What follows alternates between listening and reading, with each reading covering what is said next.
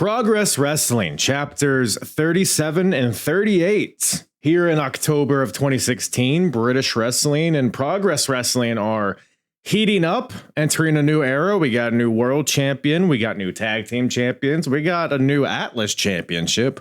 What's that? It's a lot of big, tasty motherfuckers fighting for a belt that you have to be 205 or above. And good golly, we're finally letting women wrestle for championships now. They just get everything, don't they? And look, there's only one guy pulling a condom out of his ass on this show. So if you were looking for more than that, well, you came to the wrong place. But if you're looking for just some good-natured tomfoolery, well, you've come to the right place. Right here on the Apron Bump Podcast. Yeah. And the hardest, talk around and disregard it. Strip you off the ground, show you what hard is. Standing strong and proud, nothing can knock this. Let's get started. Yeah. What is up, everybody? Hello, or should I say hello there?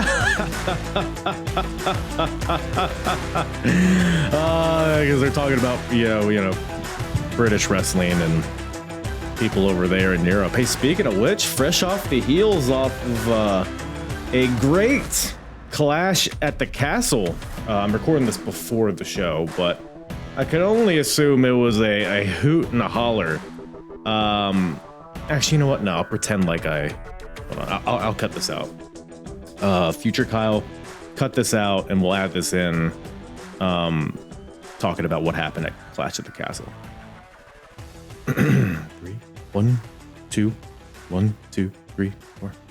Yeah, Clash at the Castle. Can't believe Noam Dar came out and won all the belts. That was fucking crazy. I didn't see that happening at all. Local Scotland guy, but you know, really, they really kind of went into their bag. They were so in their bag, WWE was.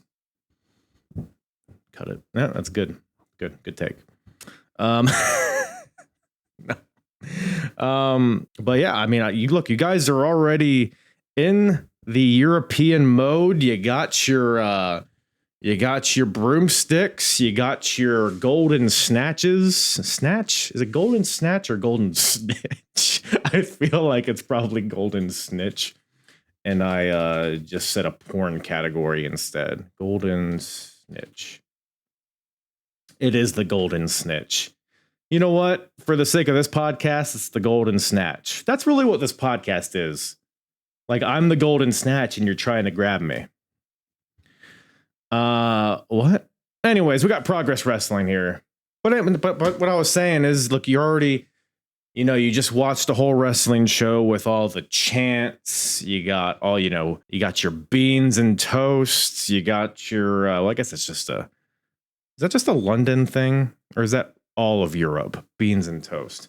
What is, the real question here is, what is Scottish cuisine? I guess is really the answer. It's really the question we got to be asking here. So let me pull this. I can go ahead and share my screen even. Close that tab. All right. Scottish food. Kind of haggis. That's right. What the fuck? What is haggis? See, this is when I do these shows by myself, I have nobody to ask these questions to. But we're here researching. Look, you're hopping in here. You're researching with me. We're all learning. Let's go through some of these Scottish foods. Scotch pie. Why do all these things sound awful? Scottish pie, a meat pie. I'll show you a meat pie. Oh yeah. Scottish porridge. Cullen skink.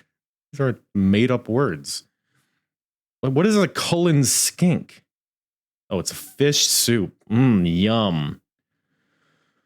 I'm not going to join your email list.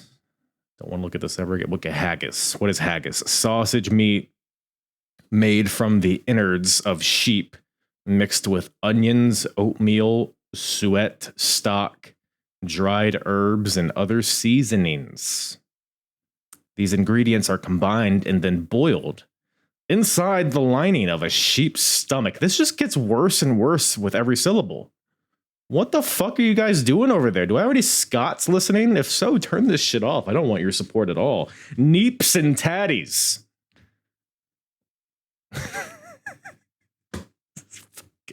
This list is psychotic. I don't know what you guys are doing over there, but golly, I hope you have a McDonald's or something. Jesus Christ. But anyways, point being is that you're all revved up for some European wrestling. So let me pile on to your appetite. Hopefully not full of haggis. We got Progress Wrestling here. Like I said, October of 2016, we got 2 shows. I'll pull these shows up here. By the way, if you're watching on the YouTube version, I got a whole, little visual aids. I don't have visual aids, but I have visual aids on the YouTube here showing what kind of shiznit we're gonna be talking about today.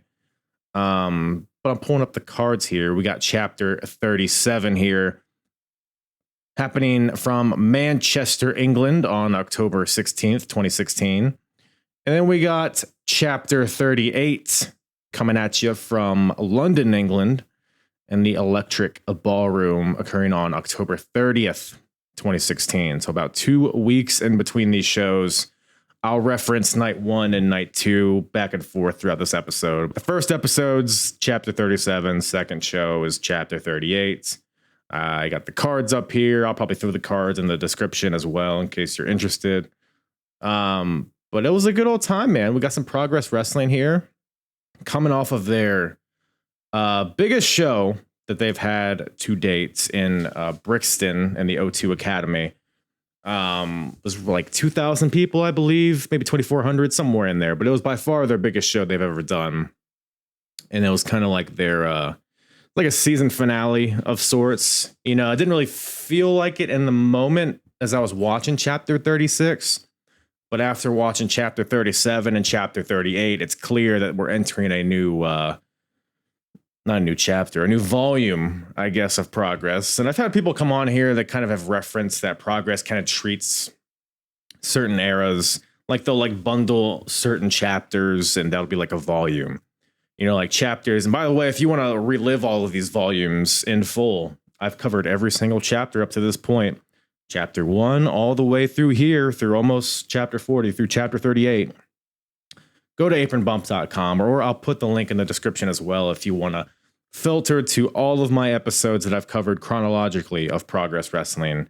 And I'm watching this in real time. So even if you're like, hey, I don't know anything about Progress, well, hey, guess what, guy or gal? I'm watching this and living through it in real time, basically. So we're going to learn together. This is what we're doing here. I'm no expert on British wrestling. I just enjoy, I enjoy a fair bit of graps over there across the pond, and we're kind of just walking through it. So go binge away. It's a good old time. Always good talking about Progress. But like I was saying, I've had guests who are more in tune, who are more knowledgeable about Progress Wrestling and their history up to current days. And there's certain chapters that are bundled, like chapters like 1 through 10 are like the introductory chapters, kind of getting accustomed to Progress and the characters. We're figuring out who's going to stick around and who isn't. Chapters 10 through 20 is like the Jimmy Havoc era where he's reigning. We're seeing crazy storylines. He's threatening to decapitate people. And then chapters 20, like pretty much up until 36 is kind of finding like Progress is becoming a big deal. We're getting big stars that are coming over. We're kind of pushing with new talent like Will Ospreay, Mark Haskins' rise, Marty Scurll, who's like dominating the European scene at this point. And I mean, I'm walked, by the way, in parallel with Progress. I've talked about this before. I don't, podcast about it, but I'm also watching like OTT up in Ireland. I'm watching a little bit of WXW from Germany. I'm watching Rev Pro, and so I'm kind of seeing the entire picture of British wrestling at this point, and we're gearing up for a red hot era. We're already kind of in it. I mean, companies are kind of sprouting up and gaining popularity, working with the WWE. So for context, at this point in the timeline, this is right after the Cruiserweight Classic, in which a few regulars from Progress were participants in. Zack Sabre Jr., Noam Dar, Fabian Aichner, I believe, was he in it? I believe he was, who, spoiler alert, maybe makes a debut here. But yeah, it's just a fun era of British wrestling. And it's a fun time to watch these shows. And basically my point also, all of that to say is that we're kind of entering a new era here. What does that mean? I know there's a lot of talks in current day wrestling. It's a new era. It's the Paul Levesque era, which is fucking awful. But that's a different podcast in itself. But for progress here, we're making some changes here. It feels like, first of all, we've established the Atlas Championship, which we'll talk a lot about here, which I said in the cold open, but that's the 205 pounds and up championship belt. So it's the quote unquote big lads championship, or the quote unquote big tasty fuckers belt, which is what I prefer to call it. So we got the Atlas Championship. We got the Women's Championship, which a tournament starts this month, which we'll start talking about. But it's the Natural Progression Series, but it's the first one with women. So it's a single elimination tournament, and the winner of the tournament becomes the first ever Progress Women's Champion.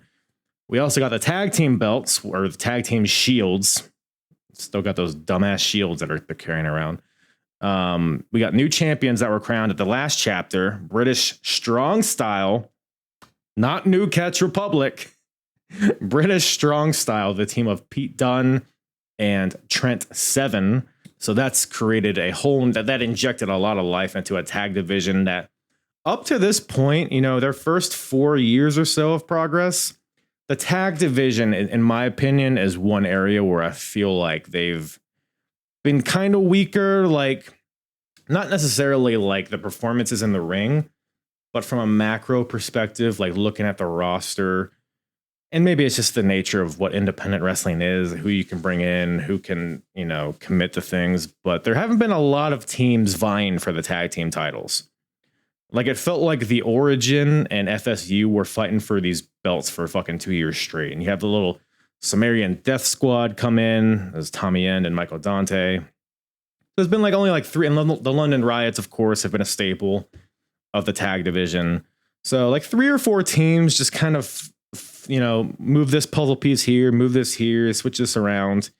And it feels like it kind of got stagnant for a bit. But here, in these 2 chapters that we're going to talk about, we're introducing new teams. We're solidifying teams that have been introduced, but we're really, like I said, just solidifying them, giving them big wins. And by the end of this month, we got a lot of teams that could be competing for the tag team titles. And we also see the champions in a very interesting situation as well as singles guys, but we'll talk more about that.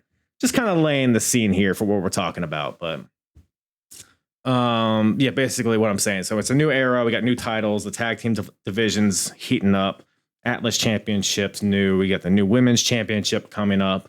We got a new world champion in Mark Haskins, who was the winner of the main event at Brixton, defeating Tommy End and Marty Scurll in a triple threat match in the main event. So we got him defending his title this month. And by the end of this month, he is in a very interesting place, he being Mark Haskins. It's a very weird conclusion to chapter 38, night 2. Which again, I'm just teasing you a little little foreplay, never hurt anybody, but that's basically what we're going to be talking about today, as well as a few other things. But the real glaring thing that I noted from watching these 2 shows is that there was a lot of debuts. Again, a new era. Let's introduce some new faces. Some faces that you recognize, probably, especially if you watched Clash at the Castle. We got one lass. And that, which brings us to the newest segment on the Apron Bump, called New Faces. New Faces, New Faces. Here's some people that haven't been previously on these shows that we're talking about for the first time. New Faces, New Faces. I haven't seen these people on this particular timeline before, but now they're here now, so they're new. That's what new means. New faces. All right. Spent a lot of money on that jingle, so hope you enjoyed it. Yes, we got some debuts here. Let's just talk about them, why don't we? Because that's what a podcast is. So night 1, we have 2 debuts. We got Kaylee Ray versus Kimber Lee. Kimber Lee, what happened? Didn't something happen with Kimber Lee? Did she get in trouble maybe, or injured? Let's see. Let's do a little research ski. Because Kimber Lee, she was in one of the Mae Young Classics. I think her WWE name was Abby Lath, I believe. Yeah, that's what it is. Wrestled in latest here. She was wrestling in Impact up until 2022. Oh, she retired. Wow, she's just retired about a year ago, May of 2023. Oh, got a little DUI, a little okay. So yeah, there's some hairy business going there, but yeah. So she's she's at the time of recording, she's not around. But Kaylee Ray, you may know her better as Alba Fire, who just competed at Clash at the Castle. Again, I'm recording this before the fact. So she very well might be a WWE champion at this point, and here she is making her debut in Progress Wrestling. So both ladies were kind of not unknowns coming into this, but in Progress, obviously, they were unknown because that's what a debut is. They're coming here for the first time. The crowd's kind of just, respecting both of them. It's an awesome match, by the way. There haven't been a ton of women's matches in the history of Progress up to this point.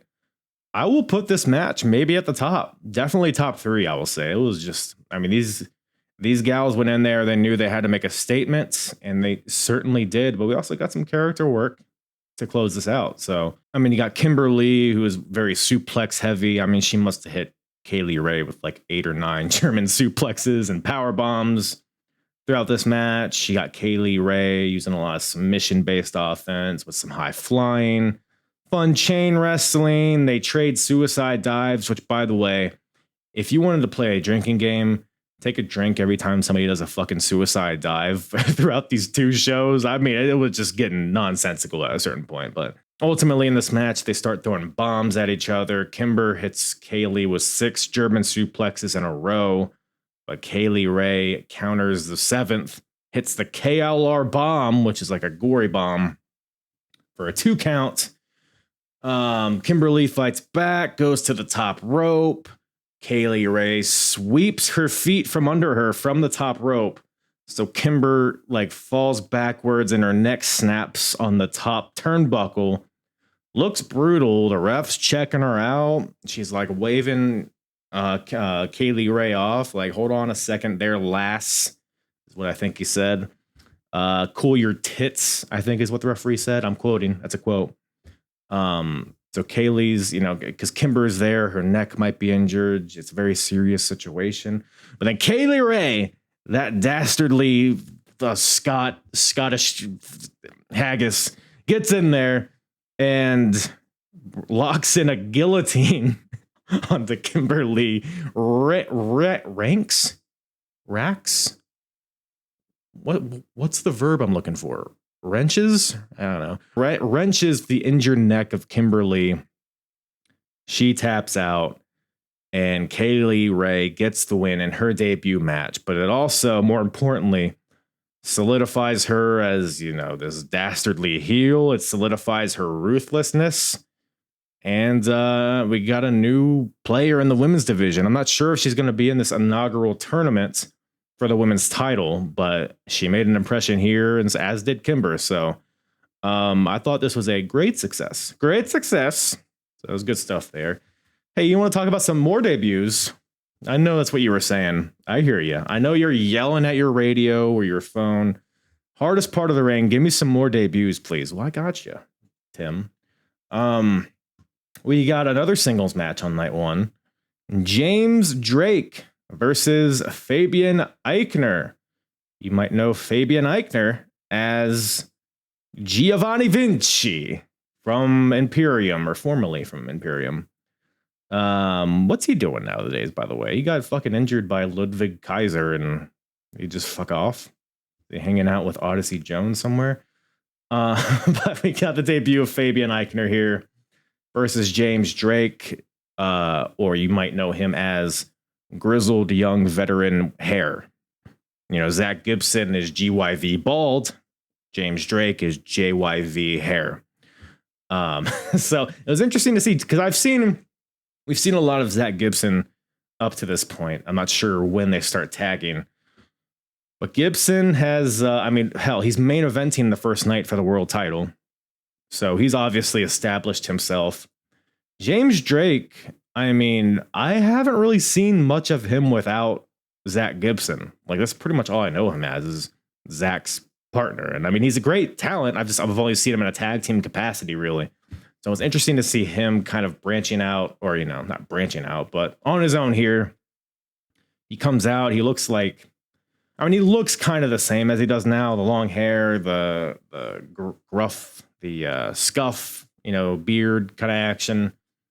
He's even got the same tights, but it seems like he's got his face on his ass, which prompts a lot of ass face chants from the Progress crowd. But he has this like hair in front of his face when he comes out. He's got like a denim sleeveless vest. It reminds me of Biker Crush, if you guys are familiar, new generation fans out there. When Crush was a biker and he had like the crazy piercings and stuff, and he had like the wet hair in front of his, or the fake Undertaker, just a lot of wet hair in front of your face. Very, very emo boy. Like that's what James Drake is bringing with him here. But another good match. I mean, Aichner was definitely the standout as far as the in-ring stuff. He was just kind of like a white meat babyface kind of guy, but goddamn, pal. Like, he's a pretty jacked dude. I mean, he looks pretty much the same here as he does now. So if you know what he looks like now, that's what you're getting. But I mean, these springboard moonsaults, like he'll get in the corner, he'll springboard to the top rope. He'll jump from that rope to the adjacent rope and then do a moonsault. I mean, this guy's also fresh off of the cruiserweight classic, which he looks like this. He looks like he's 250 pounds, but he wrestles like a cruiserweight, which is incredible. At some point, Aichner hits Drake with a murderous power bomb, goes to the top rope. Goes for the frog splash. James Drake gets out of the way, and Drake hits him with it's like a mix between a DDT and an X Factor. It's like an impaler DDT, but he kind of throws him in the middle of his legs. I don't know. It was interesting, but that gives James Drake the win, which I was pretty surprised about. But Drake looked good, but I think Aichner came out the star in this match. I'd be surprised if he didn't show back up soon after this, but I guess they probably bring him over to WWE kind of soon, so maybe not. I don't know, but good stuff there. James Drake, Fabian Aichner, 2 more debuts, and I would say another successful debut match. No crazy stakes involved, but it was cool just seeing 2 new characters here. So we got we got a pair of women's debuts, we got a pair of men's debuts. How about a debut of a pair, huh? The tag team. We got a tag team debut. We got the Hunter brothers, who have appeared in Progress before. It's been a little bit, I feel like. Jim Hunter and Lee Hunter versus the New Nation. The team of Alexander Henry and Jason Prime. So, the New Nation. So when I saw this on the card, because I looked at the card, before watching the show, I was interested. And I see the New Nation, because I didn't recognize the names of Alexander Henry or Jason Prime. I see the New Nation. I'm like, oh, they're making fun of, however, like on WWE or whatever, whenever there's like multiple black people in a group, everyone on the internet's like, oh, it's the New Nation of Domination. Like when the Hurt Business got together, it's like, oh man, we got the New Nation of Domination. Or when the New Day first got together, you know what I'm saying, right? So I thought this was like a spoof on that. Like I thought this was like a satire on that mindset. So I thought it was gonna be like 2 black guys coming out there, like, yeah, we're the New Nation because we're, you get what I'm saying. So I thought it was gonna be funny, but boy howdy, was this the opposite of 2 black guys. It was 2 ginger fucks. So we got Alexander Henry, who's just, how do I visually describe him? It's kind of a normal ginger. Think of like a ginger, but like pretty muscular. That's pretty much what it is. And then we got Jason Prime. If you were an NXT UK watcher, you know him as Primate. So he's like the stout, jacked, bald fellow with the huge beard. So we got Primate debuting, and I guess he's in a team with Alexander Henry. I thought they looked good.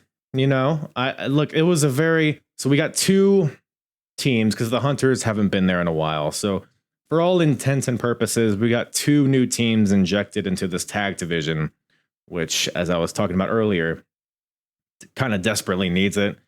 And honestly, I didn't really have many expectations on this match, but when it got going, I was into it, man. The Hunters, they're kind of like, when I see them, I'm like, oh, it's kind of like the Young Bucks, but they kind of just look a little cunty. I don't know. It's just something about their face. It's like they're I don't know. And they've like beefed up a little bit since they debuted, because they used to be a very, Young Bucks style, very high flying, two brothers that are kind of indistinguishable from each other, which, by the way, let me talk about that for a second. The Hunter brothers, Lee Hunter, Jim Hunter, they come out with the same tights, the same boots, the same hair. Everything's the same. On the back of their tights, on their ass, it says Hunter. Both of them have Hunter on their ass. Like, motherfucker, I know you're both Hunters. Put your first name on your tights. Like, they're not doing twin magic or anything. You don't need to hide the fact of who you are, Jim or Lee. Jim, put Jim on your ass. Lee, put Lee on your ass. So that we know. So that the commentators know. So the fans know. So I want to know which ass switch is what I'm saying. Okay? Anyways, that was my one gripe. Fun match. It was interesting to see the evolution of the Hunter brothers, incorporating more. They're less high fly at this point, but still maintain. Like, there's one point where I think it was Jim Hunter does he springs to the top rope from the ground, hits a moonsault in the ring, got crazy height on it. Just a good tag team. My thing here, it's cool to see two teams. You don't see a lot of teams anymore. You see a lot of pairs of singles guys. Look at WWE. As of, again, I'm recording this before SmackDown and Clash at the Castle. As of right now, both teams in WWE are just two singles guys put together. Like, I know Awesome Truth, they have history, and at this point, both teams are kind of teams. But initially, they're kind of just two individuals put together. Who the hell are the tag team champions in AEW? Are the Young Bucks? Yeah, the Young Bucks are the champions. Yeah. So, but point is, you don't see a lot of teams anymore. These guys felt like teams. I think that's something that needs to come back and be more prevalent in modern day wrestling. But some fun double teams between the two guys. You got the New Nation. They do like a German suplex, European uppercut combo, drop kick into a. So they do the German European uppercut. One guy has one Hunter pinned, and then the other Hunter leaps off the top rope, hits a missile drop kick onto the guy that's not pinning him, and then hits a senton on the way down to break up the pin. I don't know if that makes sense with words, but I was watching it. I was like, that's pretty impressive. It's great timing. Primate hits a double suplex on the Hunters and kind of holds him up there for a little bit. It was very, like I said, he's probably like a 5'9" dude, but he's wider than he is tall. I mean, he's a jacked motherfucker. Hits a double suplex on the Hunters. Alexander Henry does a moonsault to the outside. It was a CM Punk moonsault. Like, it was a crooked moonsault, but hits it, looked devastating in the ring. Primate goes to attack one of the Hunters in the corner. The Hunter gets out of the way. Primate shoulders the ring post, and then the Hunter rolls him up for the win. So the Hunter brothers get the quick win out of nowhere. So they get the win, but the Nation looked good in their debut. Like I said, I didn't really have much expectations, but I was happy with this. That was the opening match of night 2. It was a good way to start off the show. So, is that new faces? We got one more new face, which we'll talk about in a second here, but he is involved in the Atlas Championship, which we'll get into here. So Rampage Brown became the first ever Atlas champion at Chapter 36, defeating Joe Coffey. And in both chapters here, 37 and 38, he is issuing open challenges. So, spoiler alert, he wins on the first night and defends on the second night as well. We'll just touch on the first night real quick, because I didn't really have much to say. But I did.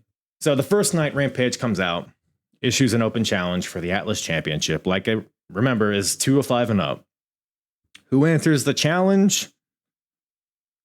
Yokozuna. No, it's Mikey Whiplash comes out, who, if you're unfamiliar with him, or as a reminder, in case you forget, Mikey Whiplash is the guy who comes out with like a helmet with horns on it. He has thigh-high fishnets deals going on. The face paint underneath the helmet. He's a very bizarre looking dude.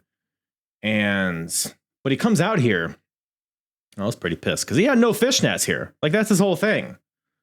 Like, when he comes out, like Mikey Whiplash comes out, you're like, do I want to boo this guy or do I want to fuck this guy? Like, that's what we all think when he comes out, right? He's supposed to confuse our sexuality. That's the point, right?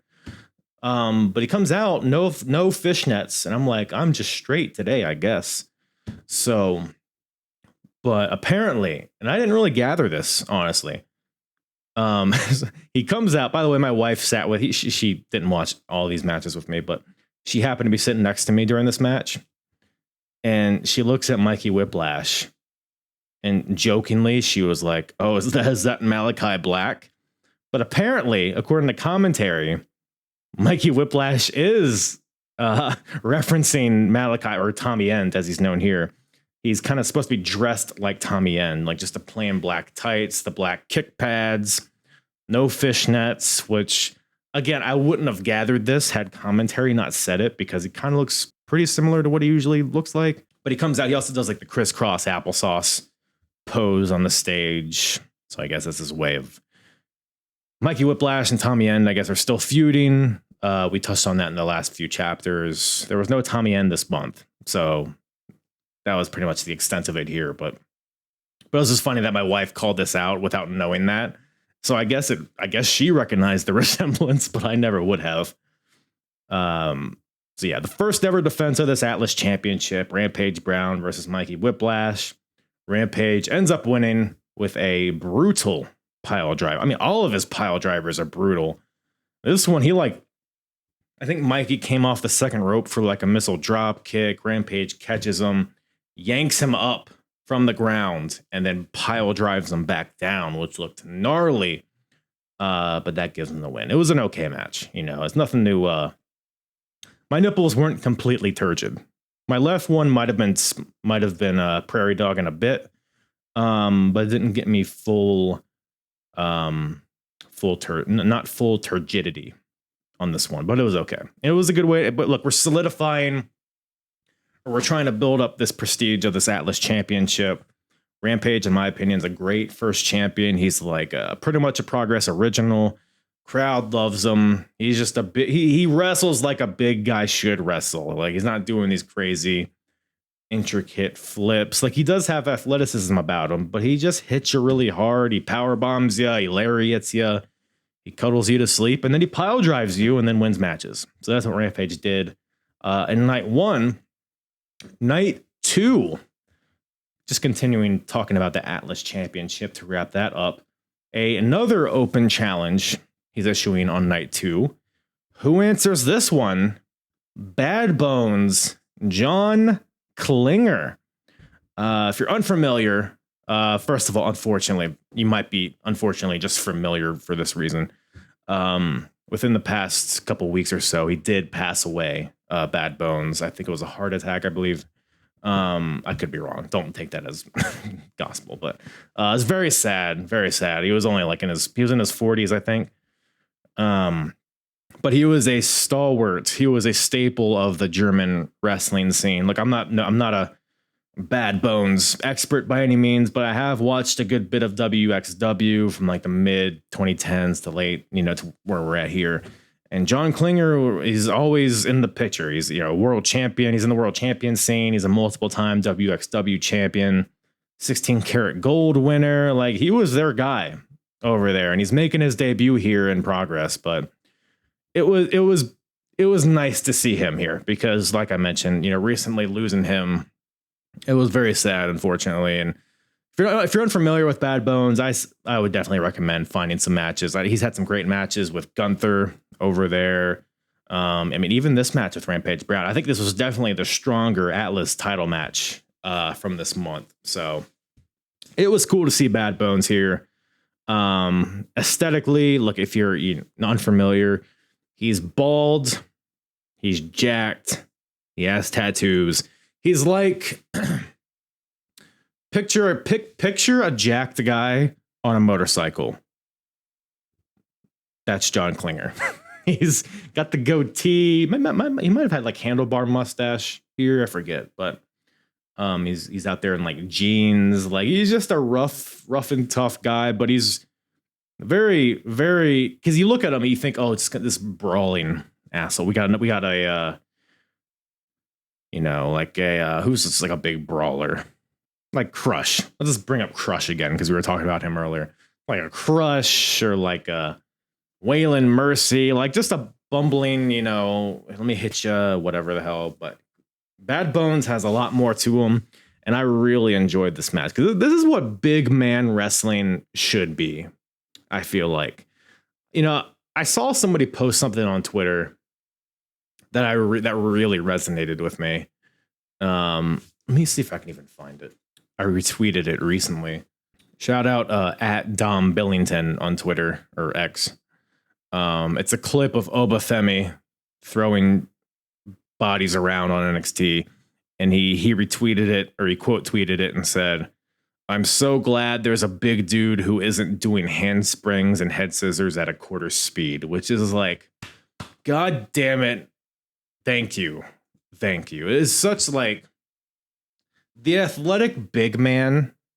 Like, look, it's impressive, right? I'm not going to diminish the talent that it takes to be that size and to also incorporate that level of athleticism in your wrestling offense. Like, it's very impressive, right? Your Keith Lees, your Dijaks, Josh Briggs, even you harken back to like Vader and Bam Bam. But like here in 2024, that style is such a dime a dozen, in my opinion. Again, it's impressive. Don't want to diminish that. But as a wrestling fan, there's just too much of it. 300-pound guys doing tope suicidas and jumping off the top rope and doing moonsaults. Like, there was a point in time where it was like, holy shit, did that just happen? Like when Vader did a moonsault, you like were watching it and you're like, this isn't physically possible. Like, that's not going to happen. Then he does it and it just blows your mind right out of your rectum. Bam Bam Bigelow, same thing, but they incorporated those high flying moves when it called for it, only sparingly and in big moments that called for it, not just on a who gives a fuck Rampage match. And I say all of that because this match here, Rampage. Speaking of Rampage, Rampage Brown versus Bad Bones. This is what a big, tasty fucker match should be. This is what an Atlas Championship match should be, in my opinion. Two big, beefy blokes just running into each other very hard. Lots of lariats in this match. Some really sickening lariats. An occasional maybe second rope drop kick, or Bad Bones whips out like a slingshot spear through the rope. So there's like fun elements embedded in this kind of brawl, but it's utilized to an extent to where like when he breaks out that slingshot spear, it's like, oh shit, where did that come from? It was just paced very well, and it was just a fun match. We don't need big men flying around all over the place for the entire thing. We don't need them being ultra technical. Just hit each other really hard until one guy doesn't get up anymore. And that's what this match was. But Rampage eventually wins. He hits like a back suplex off the top rope, follows it right up with a pile driver, and gets the win. So Rampage again successfully defends the Atlas Championship. So again, we're just building that prestige. We're establishing the foundation of what this division is, and I'm enjoying it so far. That's what Progress. That's a thing that Progress does very well throughout the entire card. Like for example, look at this. This was night 2, right? And we'll talk more about some of these matches.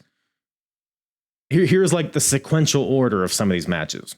We had a tag team tables match. Then we have this big tasty fuckers match. Then we have 2 cruiserweights wrestling in a high flying match. Then we have the main event, which is a triple threat match. So you have, plunder, you have big men, you have high flyers, you have main event spectacle.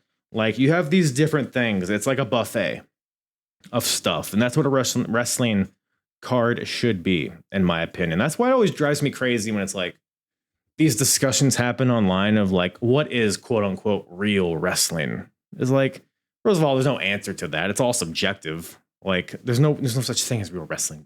Pro wrestling is scripted. I don't know if you guys knew that. But wrestling, and me, what my answer to that question, what should wrestling be? What should wrestling be?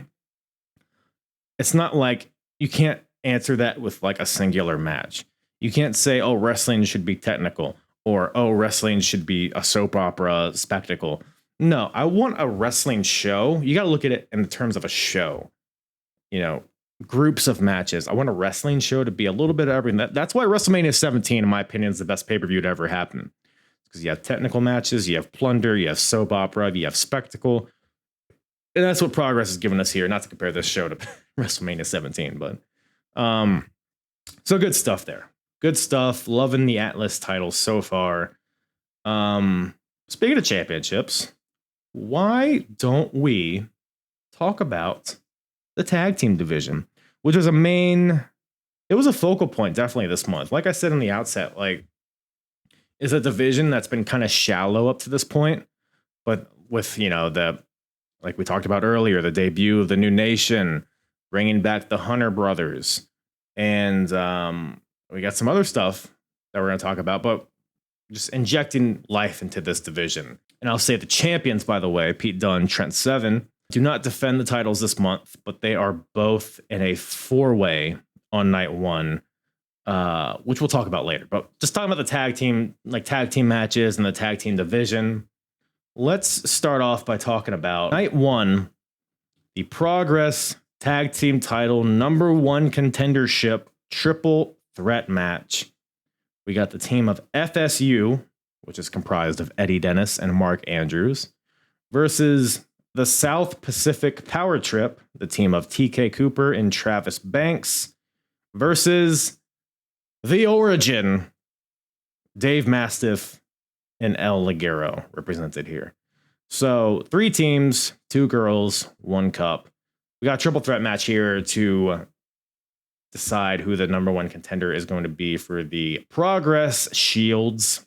First things first, we got to talk about the king of banter style, or the Bantosaurus Rex, as he calls himself, Dave Mastiff. So him and Ligero, which, look, if you've listened to this podcast, you listen to me talk about Progress, you know one thing, if you know nothing else, you know Daddy is a big Origin mark.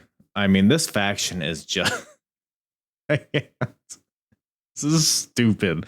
It's so stupid. Ligero comes out with his stupid horns and his stupid cape, which he always comes out with, right? That's his deal.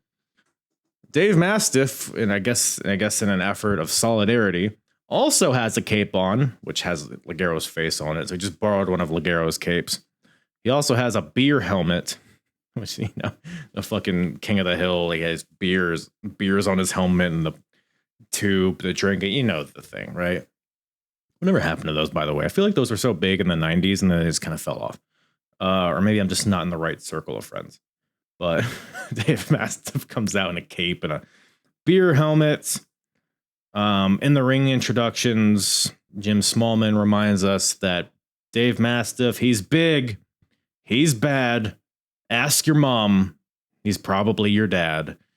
And Ligero gets this hilariously long intro as well, saying that this is his 4th match of the day, and if they win, they'll go wrestle 2 more tonight, and then they're going to go to other planets and wrestle, and then become the real Universal Champion. It's a whole thing. And then Dave Mastiff, you know, they pose in the middle of the ring. Ligero's on his hands and knees, and Mastiff is over him, and he's revving his horns like a motorcycle.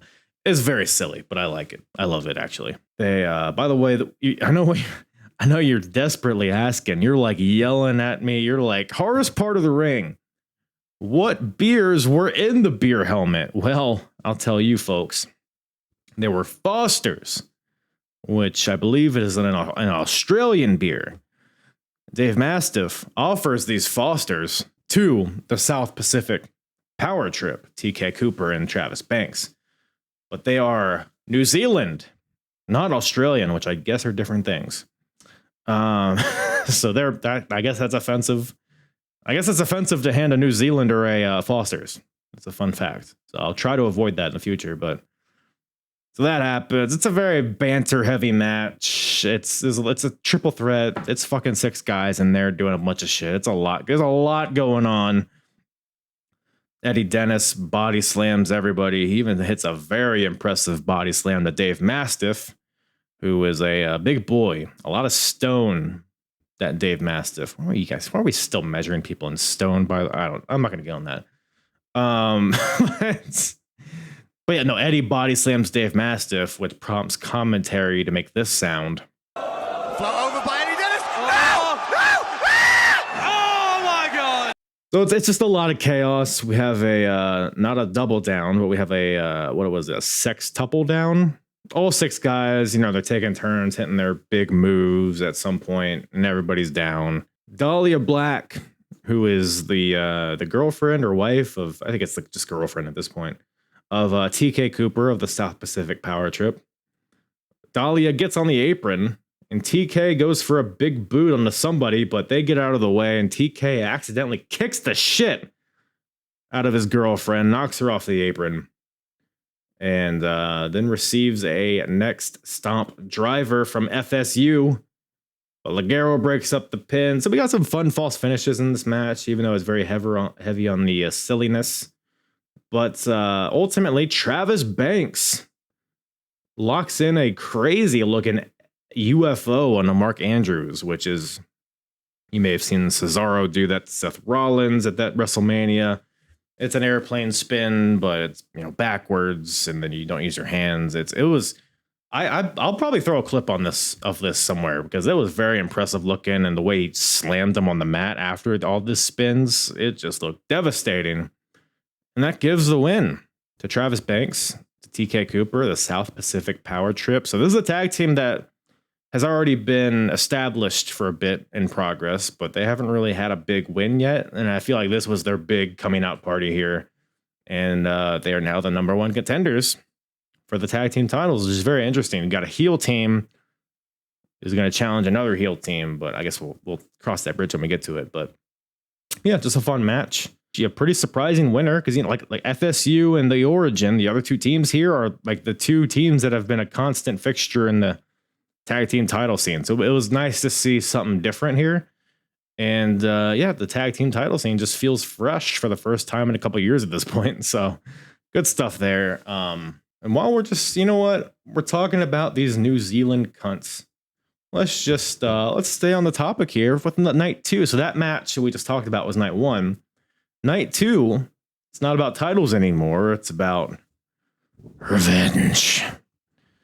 So the South Pacific Power Trip have been feuding with the team of Jack Sexsmith and Roy Johnson, or I guess their team name is the Shirt Lifters, which, all right, that's what we're doing.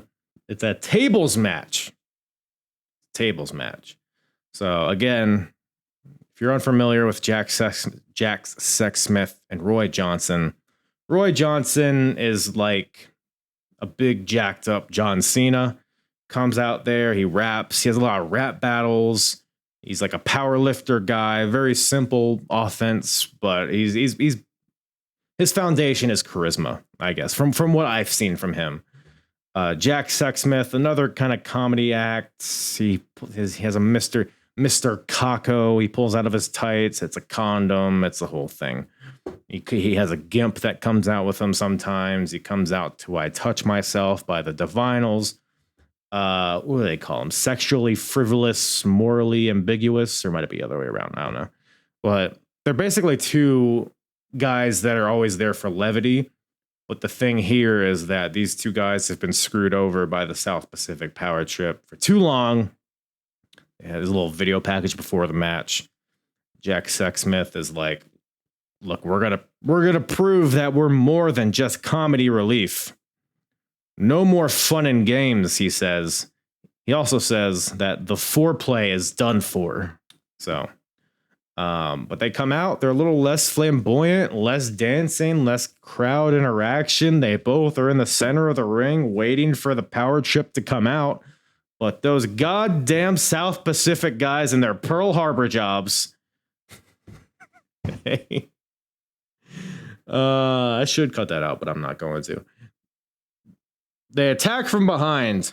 You know, their entrance music plays. Dahlia comes out to distract the shirt lifters, the power trip. They attack from behind. So it's a tables match. So you win by putting both of your opponents through a table.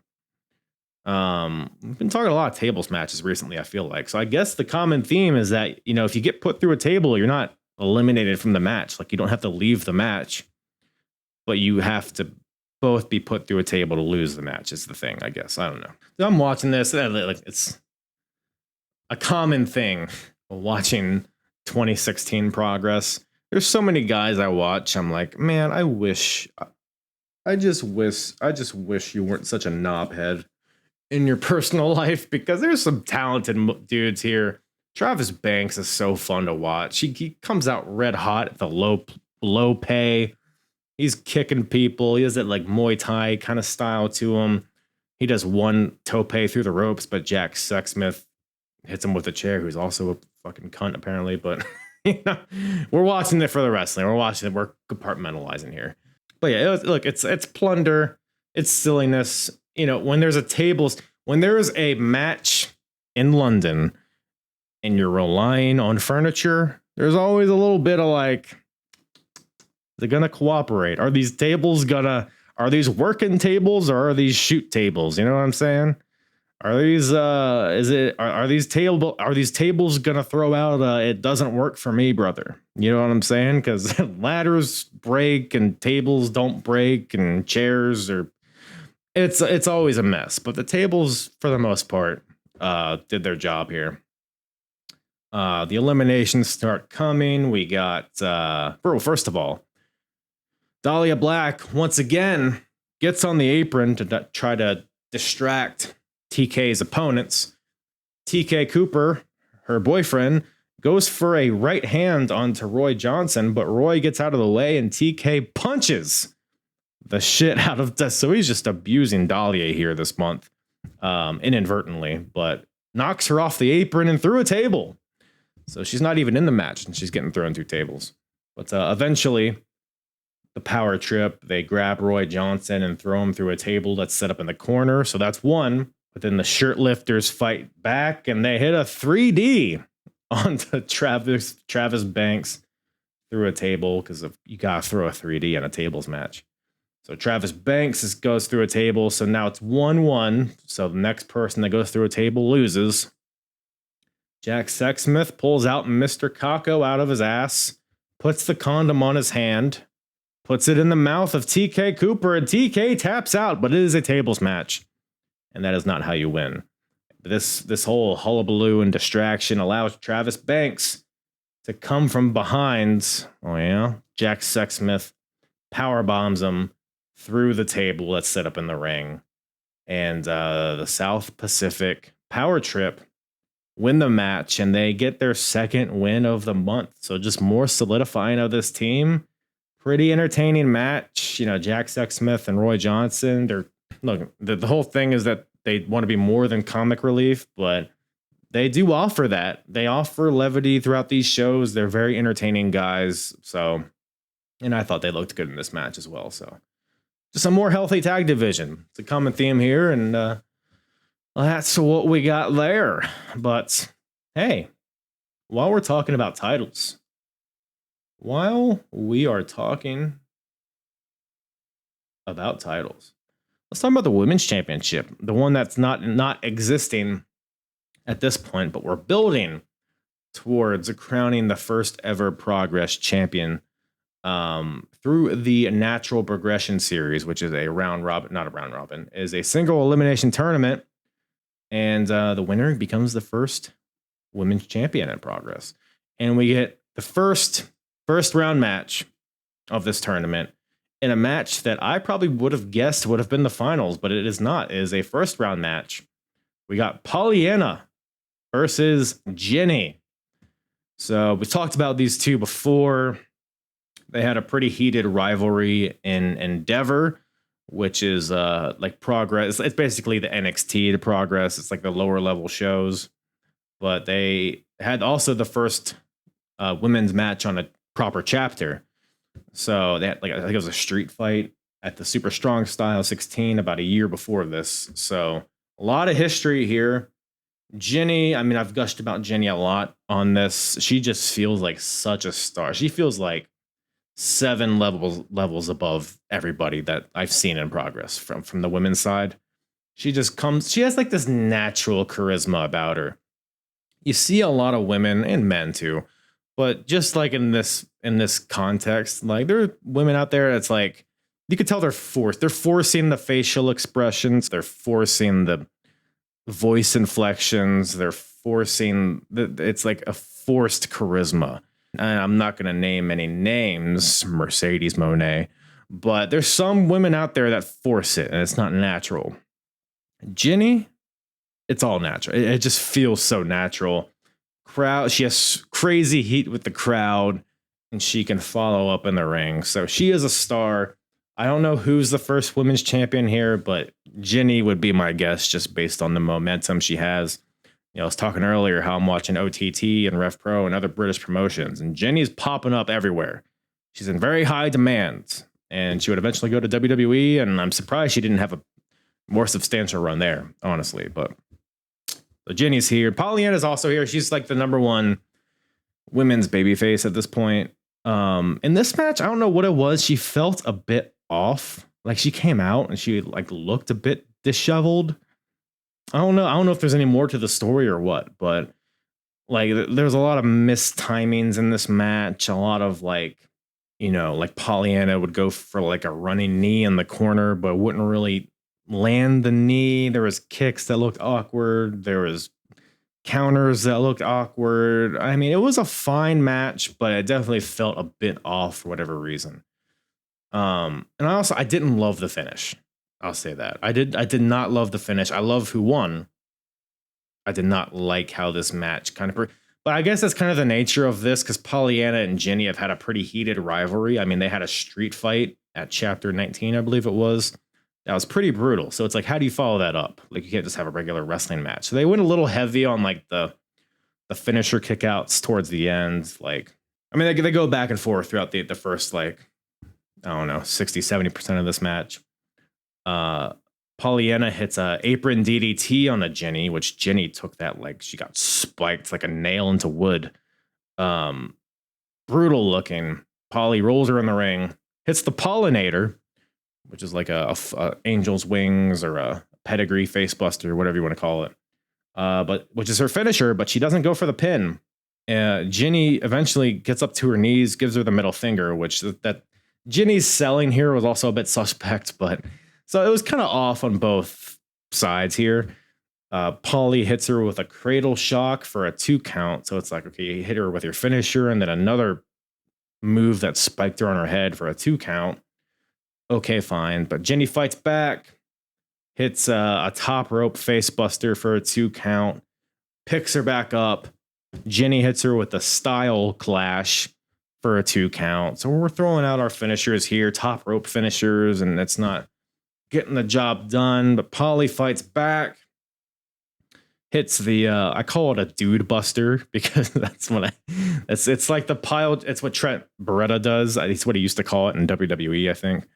It's like it's kind of like Hangman's Deadeye too, where it's like a pile driver, but they're behind you and you lock their legs in and then you jump to your knees and drive them on the mat. So Polly does this to Ginny, hits her with 1, maintains the control of her legs, gets back up, hits a second dude buster, gets back up, goes for a 3rd one, but Ginny miraculously recovers and rolls her up to counter and gets the 1, 2, 3 out of nowhere. So Ginny wins. She moves on in the tournament, which I'm all about. But yeah, I didn't like, you get dropped on your head like that many times in a row and you can just whip out a roll up. And I don't know. It was a bit silly. The commentary is really pouring on that, you know, they say Ginny didn't win.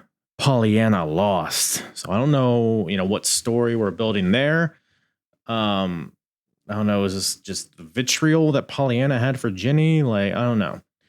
I didn't really understand the, like emotionally, why would she, I don't know. But maybe it'll make sense in the future, but it was just weird to me. But it was a fine match, but it's good to finally get this tournament started for the women's championship. So that was fun. But before we get to the main event, before we get to the Progress World title and the craziness, I mean, we got one of the biggest matches in Progress history and a really bizarre ending here. Just want to give a few other shout outs to some stuff that happened this month. For one, we had a dandy little high flying match, and don't skip. Look, I know here in 2024, this is kind of why I wanted to even bring this up at all. In 2024, with AEW and that style, and even WWE to an extent, high-flying wrestling has almost become kind of like, I don't know, there's just kind of a disdain that's grown for it, and I think there's still value in it. I think you can still do it very well to a point where it works in a wrestling context. Like, I get it. There's a lot of no-selling out there. There's a lot of contrived spots. A lot of wrestling matches feel very Cirque du Soleil rather than an actual struggle. But when you have a guy like Mark Andrews and a guy like Matt Cross facing each other, which we do here in night 2, they're fighting to be the number 1 contender for the Smash Wrestling title, which, whatever. Mark Haskins is a champion. It's cool. There's some stakes to it, whatever. But I really wanted to bring this match up because this was a quality over quantity high flying match. This was whatever you want to call it, high flying, cruiserweight, whatever you want to call it. This was a cruiserweight match done very well because here I'll start from the ending. We'll do a little Benjamin Button. We'll do a little that's not the right reference. We'll start at the end and we'll work our way back. Just to kind of highlight this, because the ending stretch of this match, if you watch it, it's so hype. The crowd is on their feet. They're throwing their babies in the air. They're spitting in each other's mouths. Like, they are so hyped for this. And in reality, we see kind of sequences like this a lot and to not a lot of reaction. So the ending stretch of this match, Matt Cross versus Mark Andrews, which, first of all, just two of the most underrated guys going. So Mark Andrews, he goes for a reverse Frankensteiner off the top rope, does it, but Matt Cross lands on his feet. Crowd is like, they just seen aliens land. Everyone's on their feet. Matt Cross is hulking up. Mark Andrews is bewildered. Matt Cross, huge pump kick that turns Mark Andrews inside out. Matt Cross goes to the top, goes for the shooting star press.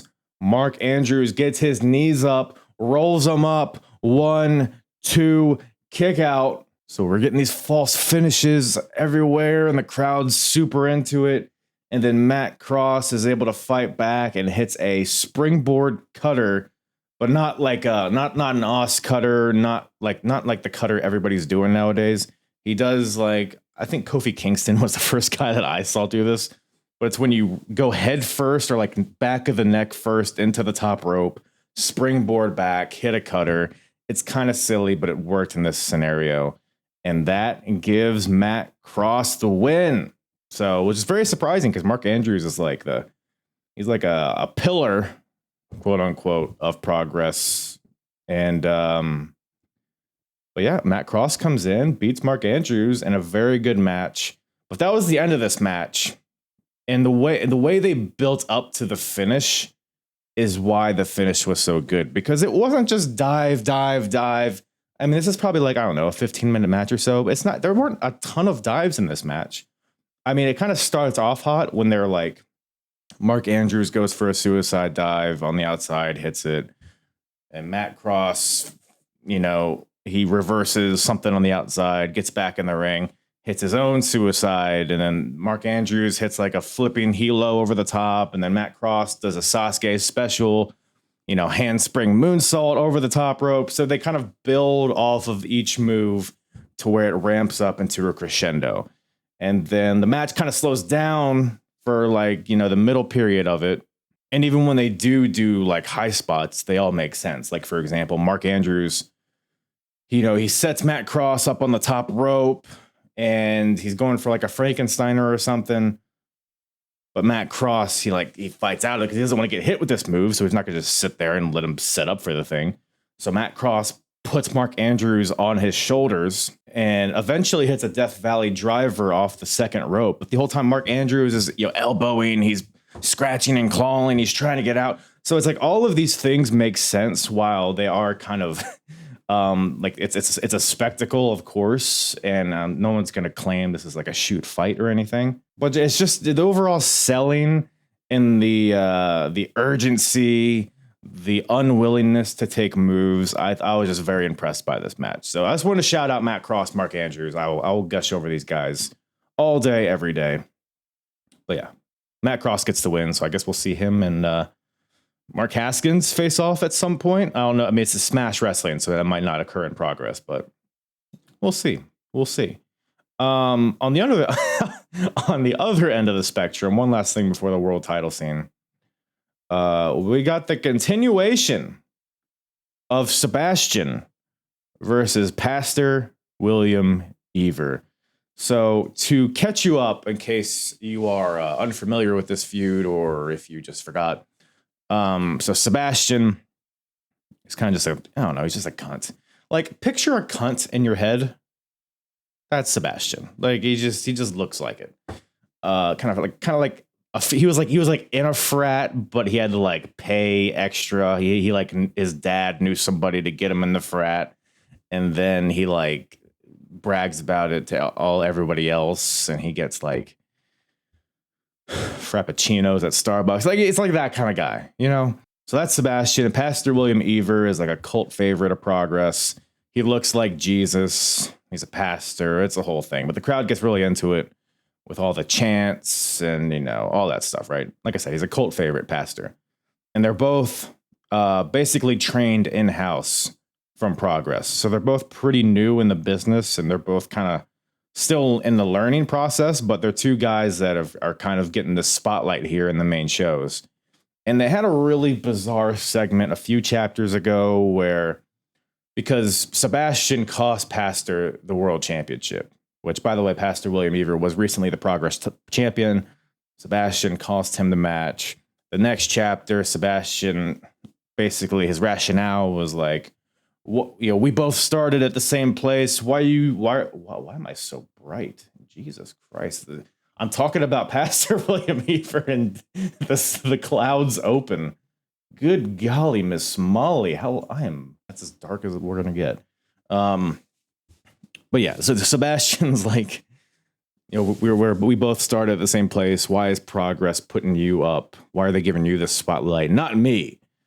So he's a jealous piece of shit. And then Pastor's just like, oh, you know, he didn't say much, but he's Jesus. So it's kind of a weird, the crowd didn't really know how to react to it.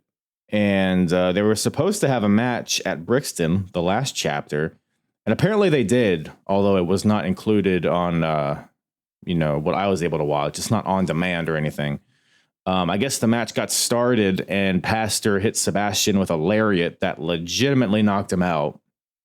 So that they had to call the match pretty much right away, and it didn't really get underway. So that was kind of paused for that second. But now we're at chapter 38. First of all, we have a match between Paul Robinson and Pastor William Ever. Paul Robinson, for those who aren't familiar, he's bald. He's 140 pounds. He looks like Dobby. He spits in people's mouths. He's a rat. He's a rat. He's a bald little asshole, as he's been described on this show. They have a fine match. It's whatever. Paul Robinson beats Pastor William Ever with a curb stomp. But as Pastor is laid out in the middle of the ring, Sebastian's music hits. Now, remember, Sebastian had been injured at the previous chapter. Sebastian comes out in a neck brace, comes to the ring, gets in the ring, takes his neck brace off, throws it at Pastor, and Sebastian says, "You see this?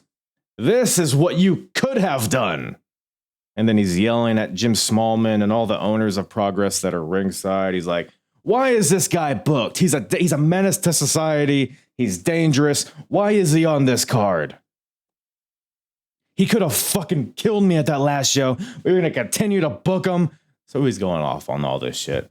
And Sebastian essentially threatens to press charges against Jesus unless Jesus becomes his slave, which this all feels very sketchy to me. But so that's basically where we're at. You know, Pastor, he didn't really say anything. He seems very he seems like he has remorse. He seems like he feels sorry for Sebastian in a way, but he also feels like you're kind of being but ultimately Sebastian says he's going to call his lawyer if Pastor doesn't do what he says. So now I guess Sebastian has a new pet in Pastor William Evers. So I guess we're continuing this story. We'll see how it plays out.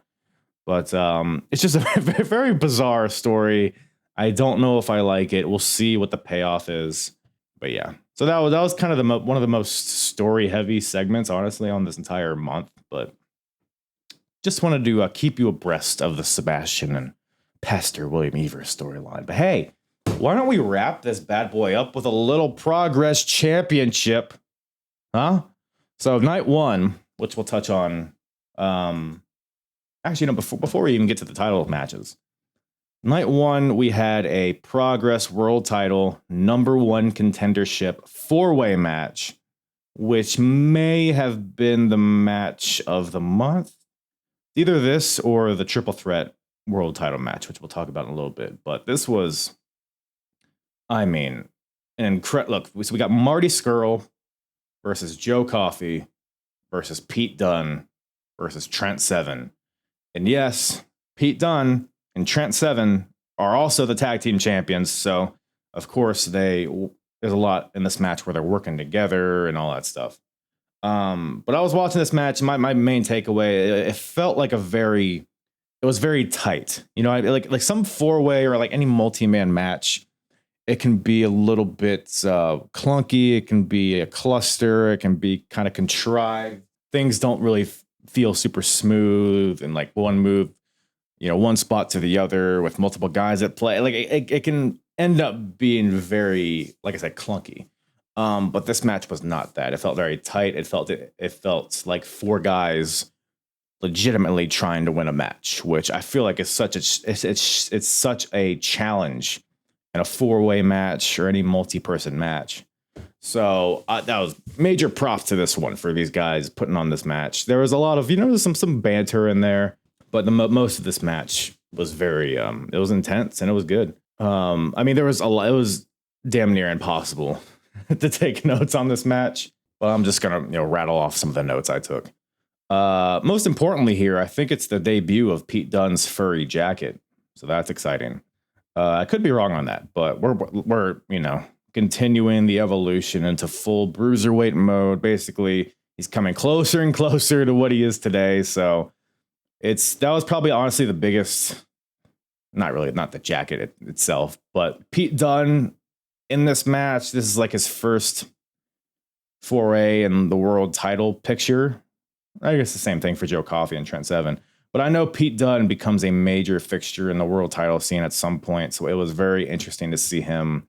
I mean, he was getting huge reactions in this match from the crowd. He felt like a star. And because he's been just like a tag team guy, preliminary guy so far. So it's like, at what point does he just kind of ramp up and do they strap the rocket to this guy? Because he's at this point in time, Pete Dunne's he's winning championships in WXW. He was the OTT champion. He's your Rev Pro champion. So it's like he's here in Progress. At what point does that success kind of translate to Progress Wrestling? And I think this is probably the first big step in doing that. So it's all 4 guys in the ring. Once again, Marty Scurll, Joe Coffey, Pete Dunne, Trent Seven.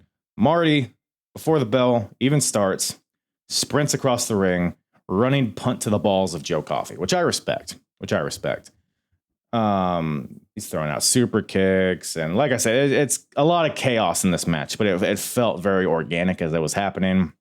Marty Scurll and Joe Coffey get knocked to the outside.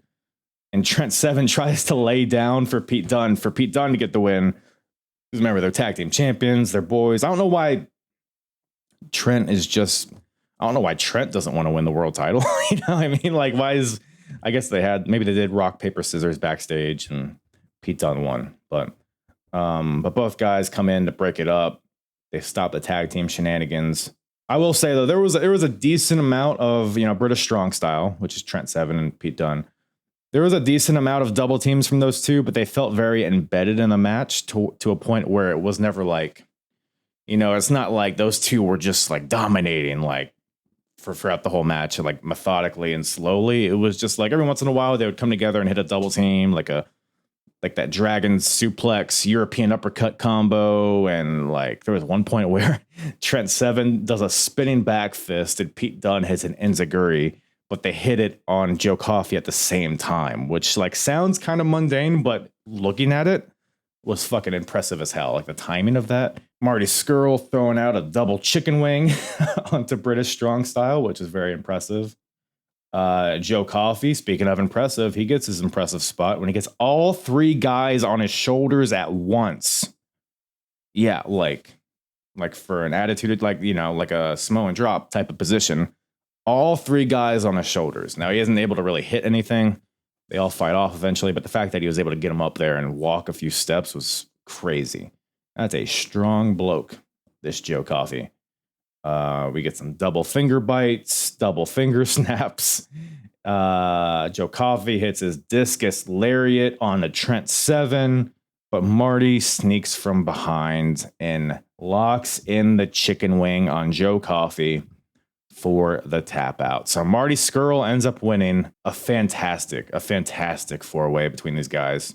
I thought Joe Coffey looked really good. He was the one babyface in this match, so he had plenty of time to shine. He looked really good. Trent looked really good. Marty Scurll he felt like the bona fide main eventer in this match because he had just lost the Progress World title. So obviously he fit in there, but he felt like kind of the foundation of this match. But like I said, I think Pete Dunne was probably the highlight just because this felt like his coming out party as a singles guy. And the crowd was really reacting to him. There was a "This is Peter" chant because, this is progress is the thing that they always chant. But "This is Peter" it was good stuff. But yeah, the crowd just felt like they were really reacting to him. And he felt like a star out there in this first match where he's, adjacently challenging for the world title. So good stuff there from all guys. After the match, Marty Scurll grabs the mic and he's going off on, how Progress is where it's at because of him and how Marty is going to become the first ever 3-time Progress champion. He says that he's the greatest Progress champion of all time, which prompts AFI to hit the speakers. Jimmy Havoc's music plays. Jimmy Havoc, who is just, he's the guy that really put the rocket on Progress, dominated chapters 10 through 20, got a knee injury, recently returned. He returned to the last chapter by costing Marty the match. And here is Jimmy Havoc once again.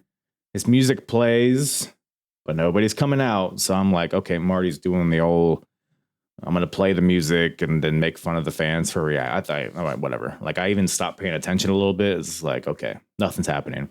But then Jimmy Havoc comes through the crowd, hops the barricade, gets in the ring behind Marty so Marty doesn't see him, spins him around and hits him with an acid rainmaker lariat. And Jimmy Havoc leaves Marty Scurll laying and then skedaddles.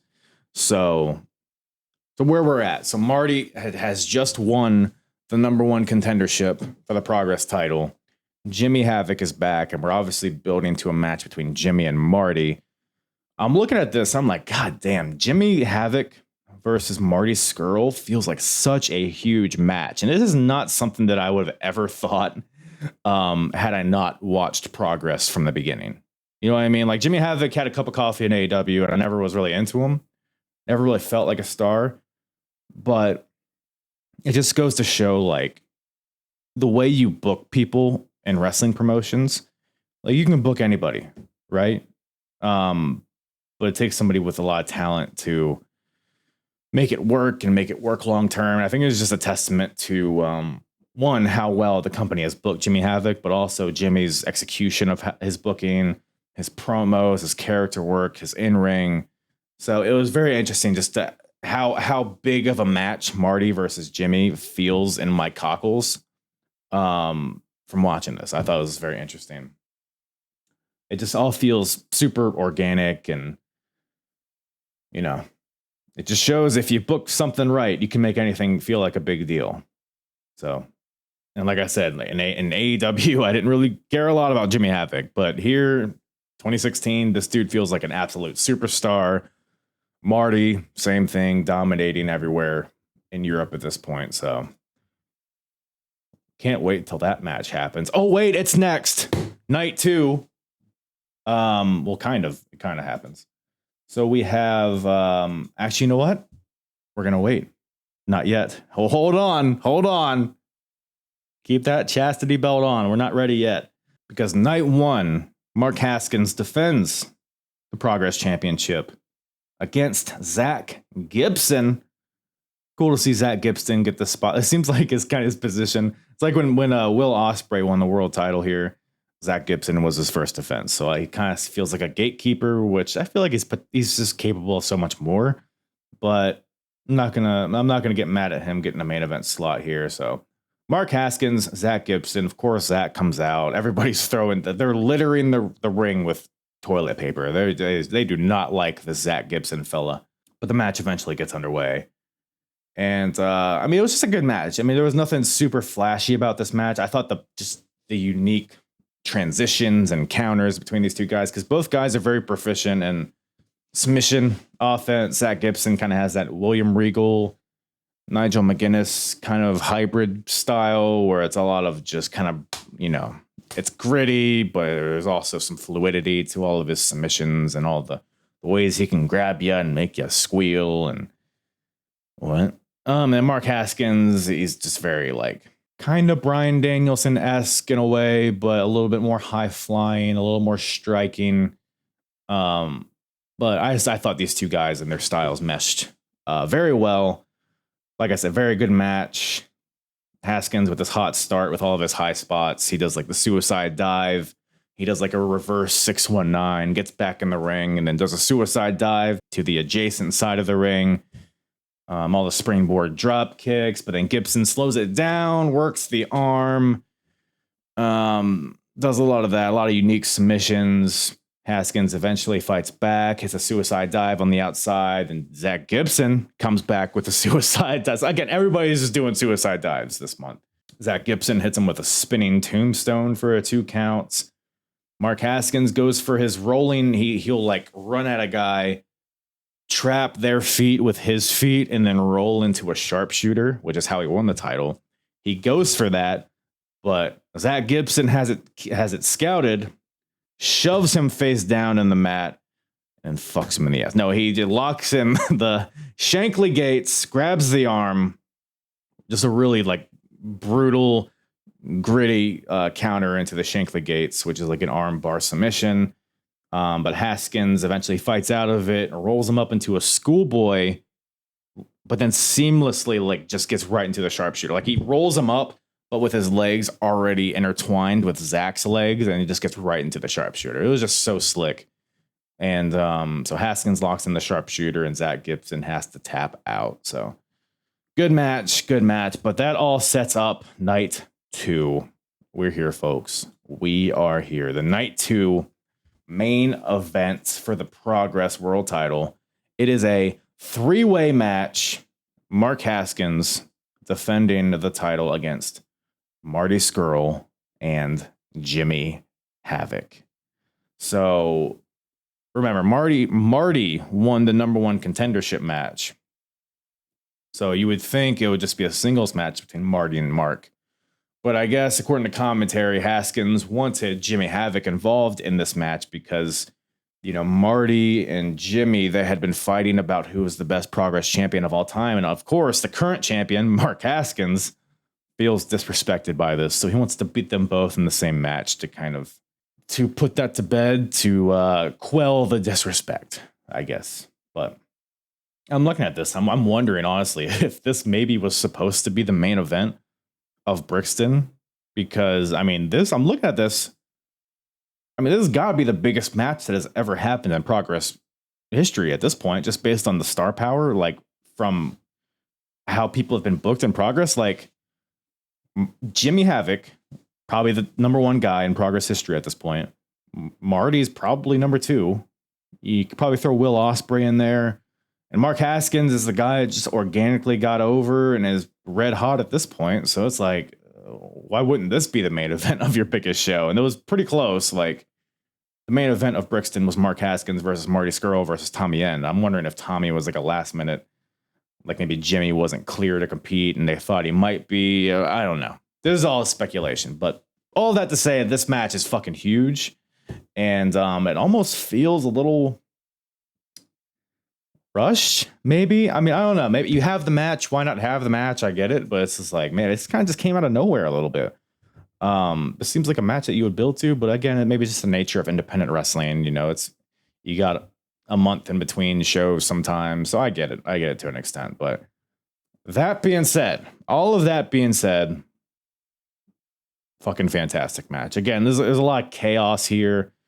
I can't, say for a fact that I took notes on every single spot that happened in this match, but it was just a really, really good three-way here. This is Havoc's return match. Like I mentioned, he's recently coming off an injury, so he hasn't had a match here in probably like a year or so, I would guess, at least. Crazy babyface reaction for Jimmy Havoc, which is just so wild. He was the most hated heel I've pretty much have ever seen just a few years ago, and now it just has completely flipped. It just goes to show the respect this crowd has for Jimmy Havoc. I mean, like I said, he was carrying the Progress torch for so long. So Havoc's here. Crowd's hot for him. Crowd hates Marty Scurll seemingly just as much. Marty sprints to the ring because, remember Jimmy the previous night or the previous couple weeks or whatever, the previous show, Jimmy had laid out Marty Scurll. So Marty sprints to the ring. Him and Jimmy start going at it before Mark Haskins even comes to the ring. But then Haskins comes out, runs to the ring himself, hits a suicide dive onto both guys. The energy right here from the gate, from the word go, was just crazy. Like the crowd was so into this. This feels like a top level main event, like a whatever Progress's version of WrestleMania main event. Like this feels like it right here. Jimmy introduces some chairs. Not a ton of plunder in this match, which I guess is technically no DQ, but most of this was just straight up wrestling, just with a few chair stuff. Like Jimmy hits everybody with chairs, and there's chairs set up in the corner. And there's one spot in this match where Jimmy sets up a chair table on the outside. So he has like 4 set up chairs so that there's like a platform of steel right there. Sets it up on the outside, I guess, to superplex Marty off the top rope through this. But Jimmy eventually gets knocked through these chairs himself, which looked pretty gnarly. What else? Again, this is another just chaotic match. It's like one of these matches that's impossible to take notes on. Haskins and Havoc take turns because, Havoc and Marty are going at it, but Mark takes out Jimmy to go for Marty, and because they both want to kick Marty's ass. I don't know. Lots of compound spots from all 3 guys. Like when I say compound spots, I mean like Havoc hits a GTS on a Mark Haskins, but then Marty Scurll gets in there with an umbrella shot to Havoc, and like it's just like one move leads to the other. One guy's out of the picture, but then he slides in there. It all felt very seamless and similar to the 4-way. It just felt very smooth, this match. I was a big fan of it. Jimmy Havoc at one point hits a double Rainmaker, which I don't even totally know how that was possible, but very impressive stuff there. Then the ending stretch here is a lot happening. I made sure to note everything that happened because there was so much going on, but I thought it was a cool finish.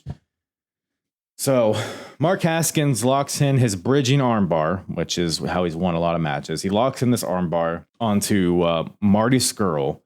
Marty counters this armbar into a chicken wing. Mark Haskins counters this into a rolling sharpshooter. Jimmy Havoc slides in, goes for a rainmaker on a Mark Haskins, but Haskins ducks, locks Havoc into the rolling sharpshooter, but Havoc fights out before he can lock it in and counters it into a rainmaker. But then Marty pulls Havoc off of the pin into a chicken wing. But then Havoc rolls through for a 2 count. Up, Havoc goes for the rainmaker on a Marty Scurll. Scurll blocks with a European uppercut. Marty hits Jimmy Havoc with a low blow, which takes Havoc out of the picture. Mark Haskins back in, rolling sharpshooter to Marty Scurll, and Marty taps out. So among all of this chaos, among all of this star power, Mark Haskins, the champion, successfully defends his title. Like I said, just an awesome match. It felt 1,000 miles an hour, but I thought it really solidified Mark Haskins as a top guy here because, like I said, Marty and Jimmy are like some of the top 2 guys. You know, from a perception perspective of the fan, like they're the top 2 guys in this company's history. Mark Haskins is on his way here, and I think this match did a lot to solidify that. So you think it's going to be a happy ending. You think it's like, okay, Haskins wins. He's the champion. What's next for the new champion? But after the match, you know, Haskins, whatever, he celebrates. He goes to the back. Everybody leaves. Jim Smallman, the ring announcer, the owner, he's like thanking everybody for coming out. Thank you. Drive home safe. But Mark Haskins comes back out. No music or anything. He just comes back out with his championship belt. Gets in the ring. Well, he's holding his championship belt. He gets in the middle of the ring. He's standing on the Progress logo in the middle of the ring. Squats down, looks at his title for a couple seconds, puts the title on his head. He's feels like he's thinking about something, kisses the championship belt, and then places the belt in the middle of the ring, and then walks away. What? What are we doing? It was a very, I mean, the crowd's chanting, what the fuck? Crowd's like, what are you doing? Jim Smallman grabs the belt. He chases Haskins. He's like, what are you doing? Hey, mate, you lost, you forgot your belt, mate. Oh, Jolly Roger, you forgot your belt. Or whatever they say. So it seems like Haskins is relinquishing the title, which I'm not sure why, because he doesn't seem injured. He doesn't, unless they did like a cut, like a fucking 5-second test back. I don't know. I'll say this. I'm very interested to see where we go. I mean, I'm very interested to see why he gave up the title, seemingly. I'm very interested to see, you know, what shakes out of, like, are we crowning a new champion? Like, what happens there? So, very bizarre ending, but it piqued my intrigue. So I guess that's what you want. It made me look forward to the next show. And that's really all you can ask for. So, but with that, I think that about covers it, right? October 2016 of Progress Wrestling. It's a very interesting month. A lot of new faces, a lot of new developments, some big time matches, and some weird storyline pivots. So, but again, I'm very interested to see the next show, and it's still British wrestling, man. Say what you want about it. There's a lot of shitheads involved, and there's a lot of hullabaloo involved. But at this point, man, late 2010s, it is rocking and rolling. So I'm excited to keep on going with this. And I encourage you guys to check out Progress. Demand Progress, I believe it's called. What is it? Yeah, Demand Progress Plus is the streaming service for Progress Wrestling. You can watch all of this stuff for £8 a month, whatever that is. So for like $8 a month, you get all of this stuff. And to me, man, it's worth it. I mean, if you want a really solid alternative out there and you want to see some of the best, I mean, you want to see like the ground, kind of like the launching point for a lot of stars today. A lot of guys and gals you may not know, and just a really fun company to watch. So I would strongly recommend this, of course. I mean, I've been covering Progress for a couple of years now, and I just don't get tired of it, baby. So do that. And while you're just doing stuff, make sure to follow me on all the social media, join the Discord. All this stuff is in the description below. And I appreciate you guys tuning in. Appreciate you guys jumping across the pond and putting on your Beefeater hat and watching or listening to me or watching me gallivant about the Progress. So with that, I'll love you. I'll leave you. Appreciate you guys once again. I love you all. Big old smooches all around. Yeah. I'm hard. It's the hardest. Talk around and disregard it. Strip you off the ground, show you what hard is. Standing strong and proud, nothing can knock it. Let's get it started. It's the hardest. Talk around and disregard it. Strip you off the ground, show you what hard is. Standing strong and proud, nothing can knock it.